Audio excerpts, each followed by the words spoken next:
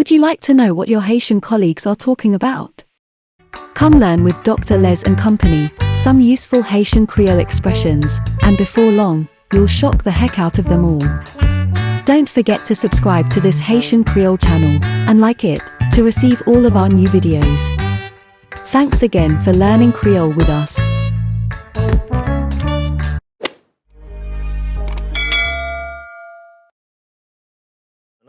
Okay?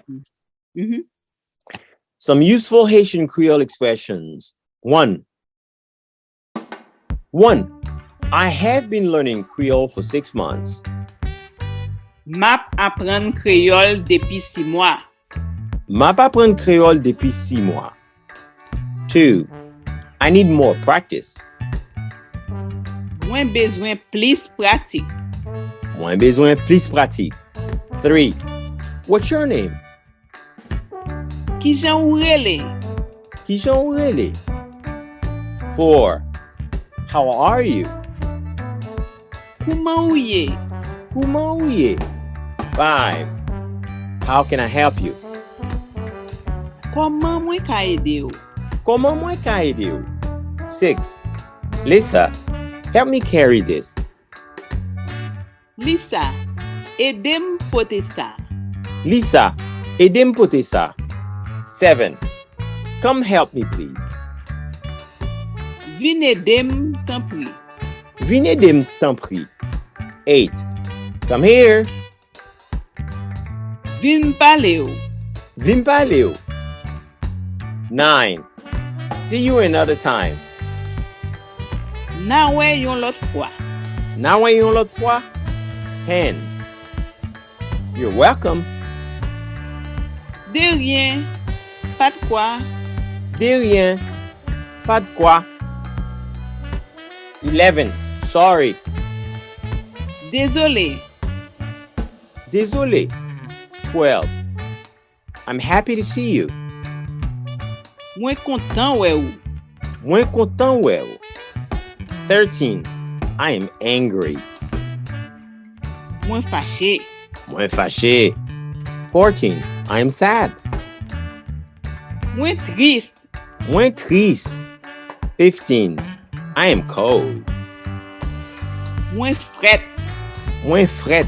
16, I am lonely. Mwen sentim sel. Moins sentim sel. 17, I am hungry. Mwen gran gou. Moins grand goût. 18, I'm tired. Mwen fatige. Moins fatigué. 19, I'm excited. Mwen eksite. Moins excité. 20, I'm sorry. I don't understand. Can you repeat it? Mwen regret. Mwen pa kompran. Eske ou ka repetel? Moins regrette. Moins pas comprendre. Est-ce que vous pouvez répéter? 21, what did you say?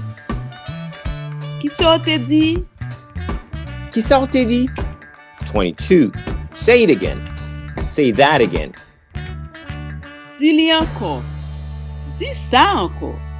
Dis-le encore. Dis ça encore. 23, I'm going to be late today.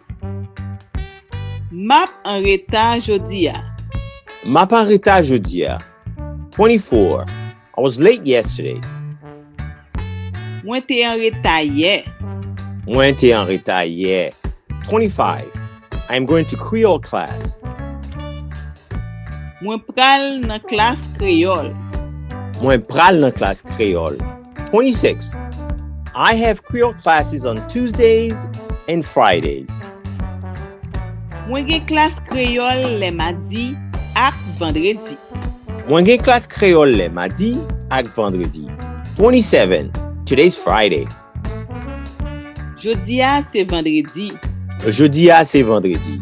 28, tomorrow's Saturday. Deme se samedi. Demain c'est samedi.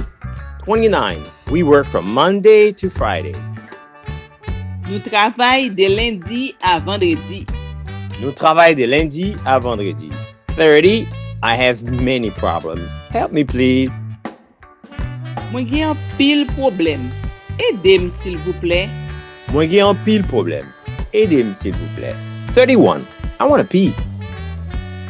Mwen anvi fè pipi. Mwen anvi fè pipi. 32. Where's the bathroom? Ki kote toilet la ye? Ki kote toilet la ye? 33. I want to pee.